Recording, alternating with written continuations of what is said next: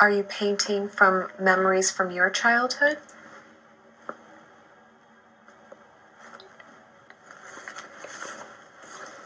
Yes.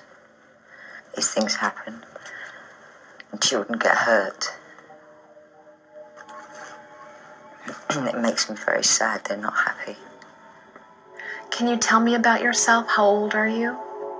I'm 12. And what are some of your first memories of your childhood?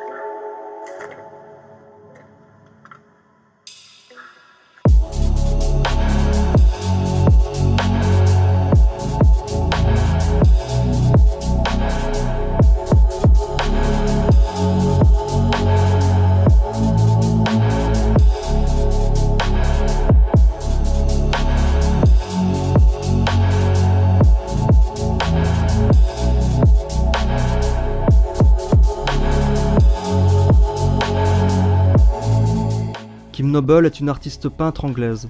À partir de l'âge de 14 ans, et pendant une vingtaine d'années, elle a régulièrement fait des séjours en hôpital psychiatrique, jusqu'au jour où elle a rencontré le docteur Valery Sinason et le docteur Rob Hale. En 1995, elle a finalement été diagnostiquée avec un trouble dissociatif de l'identité, un diagnostic qui a été validé par le professeur John Morton de l'University College of London. En 2004, au cours de séances d'art-thérapie, Kim Noble et ses 13 personnalités découvrent un grand intérêt pour le dessin. Une douzaine d'haltères commencent alors à s'exprimer avec des pinceaux et de la peinture, chacun ayant un nom et un style tout à fait différents.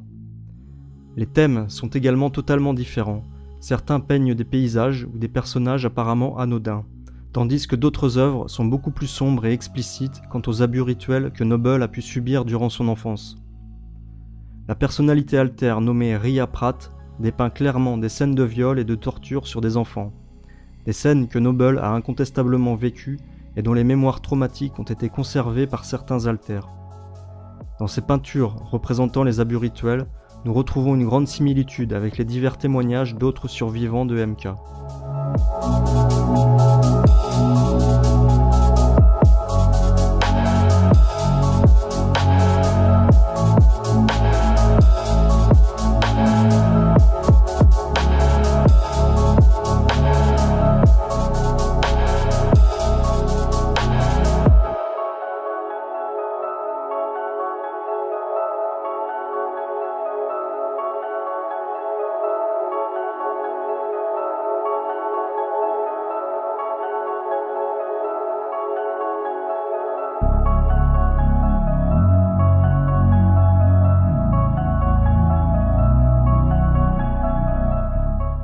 Les peintures de la personnalité altère qui, clé en anglais, méritent une attention toute particulière.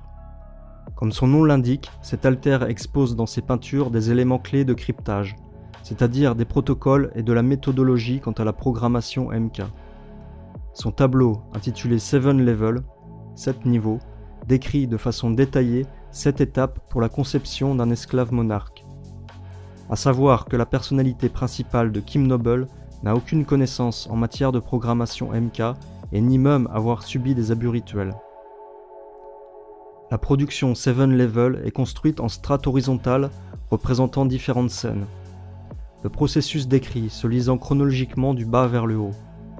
Nous allons ici nous appuyer sur 3 versions de Seven Levels produits par l'Alter Key afin d'illustrer au mieux sa description.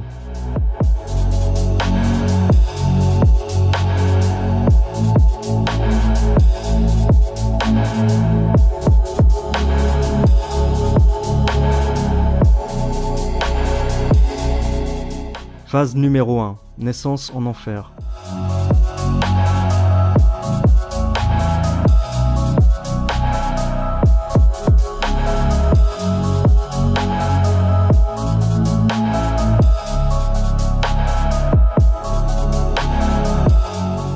Cette scène représente clairement l'enfer, le cadre où l'enfant va naître, une famille vouée à Satan, Lucifer. C'est le début du processus de programmation MK. Nous pouvons lire plusieurs mots inscrits dans cette scène. Deep, profond, Satan, dark, sombre, no help, pas d'aide, blood, sang, death, mort, all around, tout autour, et no life, pas de vie, mais aussi hell, enfer. Dans cette scène, il y a 2 représentations du diable personnifié. avec des cornes et une fourche ainsi que des croix chrétiennes inversées qui confirment le caractère satanique des lieux. Des corps rampants sont représentés, ainsi qu'une femme semblant être en train d'accoucher ou d'avorter. Un serpent et un dragon sont également représentés dans cette scène.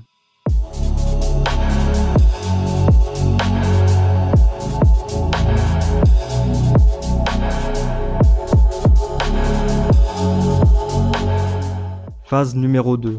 Les chocs traumatiques.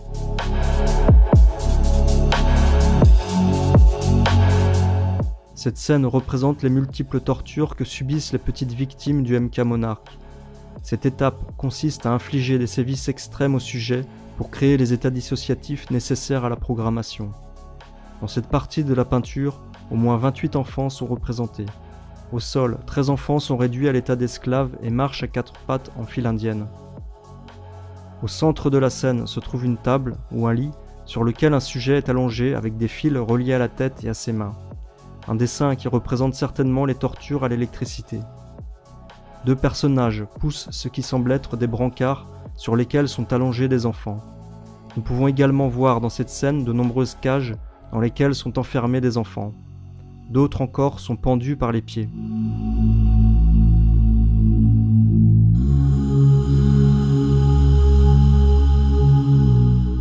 Les violences sexuelles ne sont pas représentées dans cette scène, mais on les retrouve d'une manière très explicite dans les peintures de l'Alter Ria Pratt.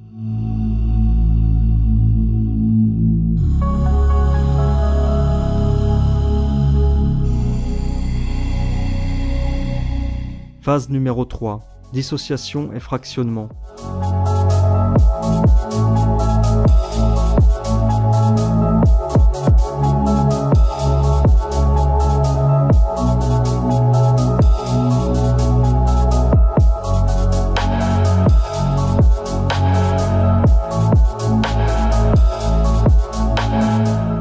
Cette scène nous montre les différentes personnalités altères créées par les chocs traumatiques lors de la phase précédente. Les altères sont représentés comme des petits bonhommes flottants et se perdant dans des méandres dessinés par des sinuosités totalement dépourvues de toute organisation. Cependant, les sinuosités dans lesquelles évoluent les altères finissent par confluer pour se rejoindre vers la phase suivante dont le point central est l'arbre de vie kabbalistique. Ces sinuosités, contenant les personnalités altères ou les fragments d'âme, forment en quelque sorte les racines de l'arbre de vie qui va servir de base, de fondation à la phase numéro 4. Dans cette scène, les altères sont isolés les uns des autres par ces racines sinueuses qui cloisonnent les mémoires de chacun d'entre eux. Cela symbolise les murs amnésiques traumatiques créés lors de la phase précédente.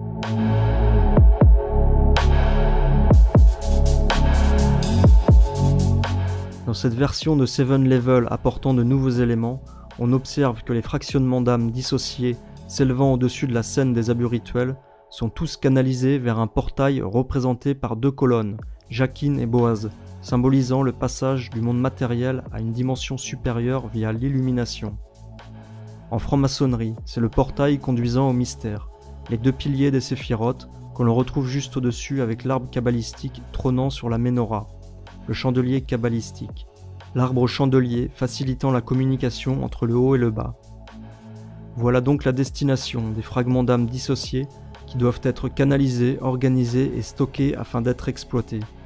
On peut également observer une file d'enfants à 4 pattes au pied de ces 2 colonnes, représentant leur asservissement, mais aussi 6 serpents de chaque côté des colonnes.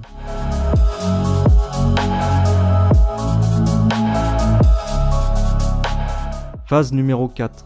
Conditionnement et structuration du système interne.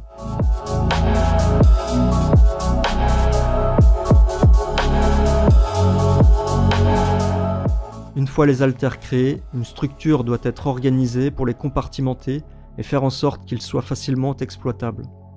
C'est ce que représente cette scène numéro 4, la structuration du monde intérieur de l'esclave MK. Le dessin semble représenter une sorte de labyrinthe ou de plan technique dont les différentes zones correspondent à des symboles. On y voit des signes du zodiaque ainsi que des yeux qui sont là pour surveiller les fragments dissociés dans le monde intérieur. Le point central de cette phase est l'arbre de vie de la Kabbale, aussi appelé l'arbre des séphirotes. Plusieurs survivants ont rapporté avoir été programmés avec une telle structure qui servirait de trame pour organiser et accéder aux différents groupes d'altères. Il est probable que la personnalité altère qui a peint ce tableau a représenté ici le schéma réel d'assemblage et de structuration de la personnalité fractionnée de Kim Noble. Phase numéro 5. Intégration des codes d'accès.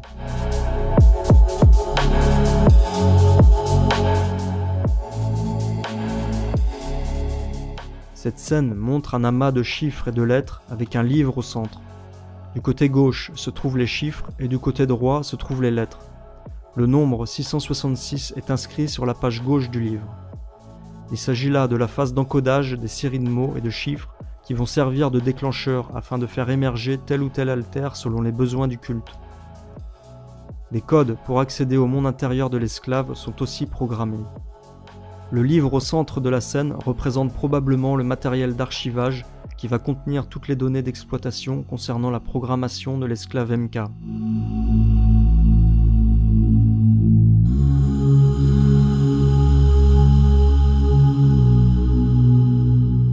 Phase numéro 6, le passage.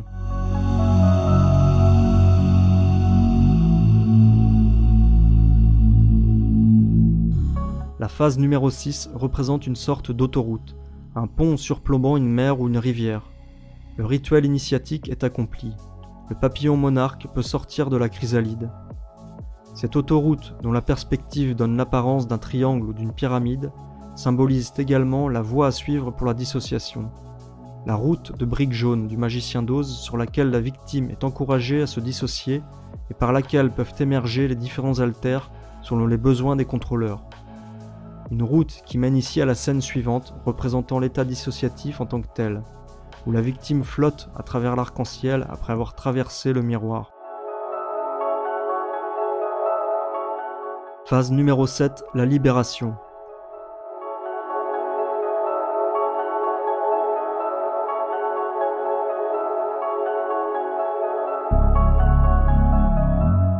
Cette scène représente le ciel de la scène précédente, la dimension où évolue l'esprit dissocié de la victime. Cette scène symbolise l'état final de l'esclave qui a été fractionné puis recomposé par le processus monarque.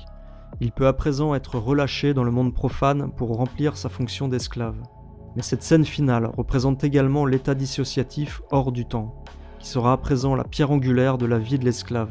Nous voyons également dans cette scène un œil, l'œil de Lucifer qui voit tout, qui surveillera en permanence le nouvel esclave MK Monarque. Dans cette version, l'ange est entouré de cœurs, laissant supposer qu'il s'agit là d'une entité bienveillante, peut-être l'ange gardien de Kim Noble. N'oublions pas que la victime fractionnée possédera toujours un noyau dur, inattaquable par Satan, son âme qui reste reliée à la cité du bien et à ses anges fidèles.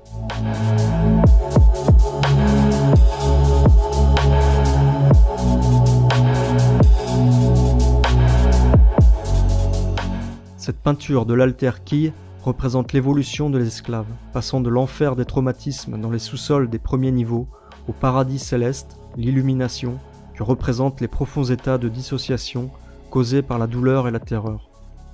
La phase finale nous montre que l'esclave a finalement accédé à l'arc-en-ciel pour transcender sa réalité, dans d'autres dimensions.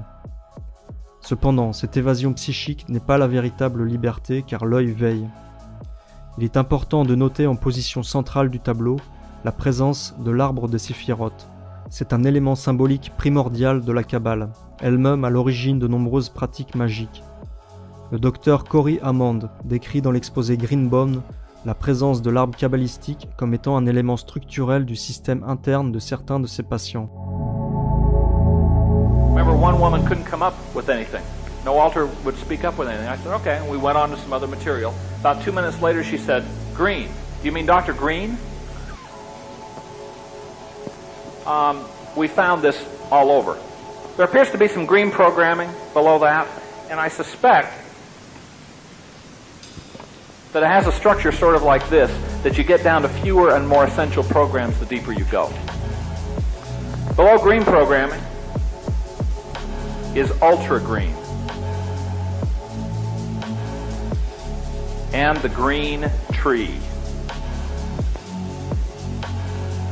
Kabbalistic mysticism is mixed all into this. If you're going to work with this, you need to pick up a couple of books on the Kabbalah.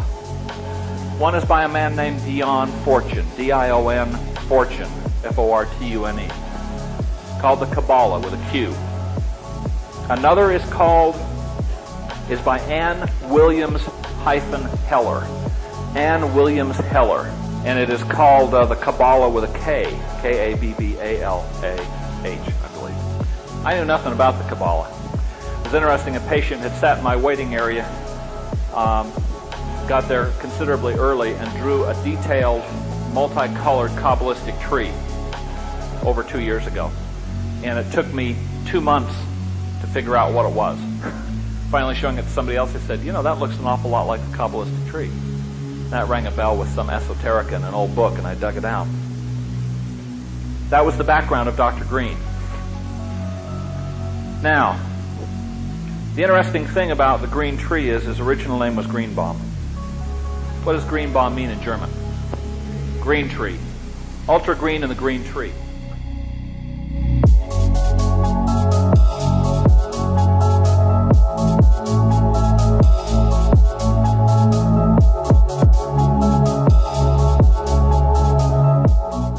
L'Alter Key a également produit 2 autres peintures intrigantes. It Happens, ça s'est passé, est composé de couches superposées autour d'un personnage central. Une personne sans défense attachée à un lit. La tête est symboliquement décapitée du corps par une ligne, ce qui représente le concept de dissociation. Chacune des couches de recouvrement contient un ensemble de pictogrammes représentant soit des événements traumatisants ou du symbolisme occulte. La couche externe représente des scènes de victimes électrocutées, pendues à un arbre, en cage, violées, parfois avec des animaux. À partir de cette couche extérieure, les flèches pointent vers la seconde couche qui contient des signes du zodiaque. Selon Fritz Springmeier, les signes du zodiaque sont utilisés comme un code pour imprimer des programmes. La couche centrale qui entoure la victime contient des mots tels que l'enfer, diable, sang, tuer, qui sont des mots chocs utilisés pour traumatiser davantage la victime. Cet autre tableau, intitulé Golden Kabbalah, Kabbale dorée, utilise la même disposition de base que le tableau précédent, mais il remplace les scènes de traumatisme par des symboles occultes, et le personnage central est remplacé par l'arbre de vie kabbalistique. Chacune des séphirotes de l'arbre est colorée. Ces sphères sont utilisées dans la programmation monarque pour compartimenter et stocker les altères.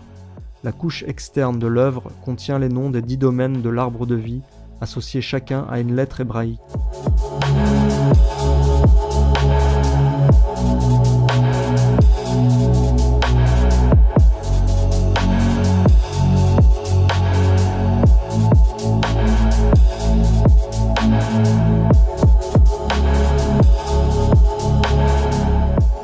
La sorcellerie et l'occultisme semblent être au cœur du processus de contrôle mental de type monarque.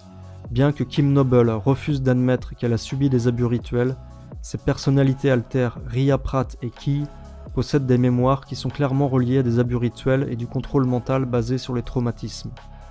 Un thérapeute aurait probablement beaucoup de choses à apprendre en discutant avec la personnalité altère Key. La véritable source d'inspiration intérieure de Kim Noble est la programmation MK Monarch, enfouie dans ses mémoires traumatiques.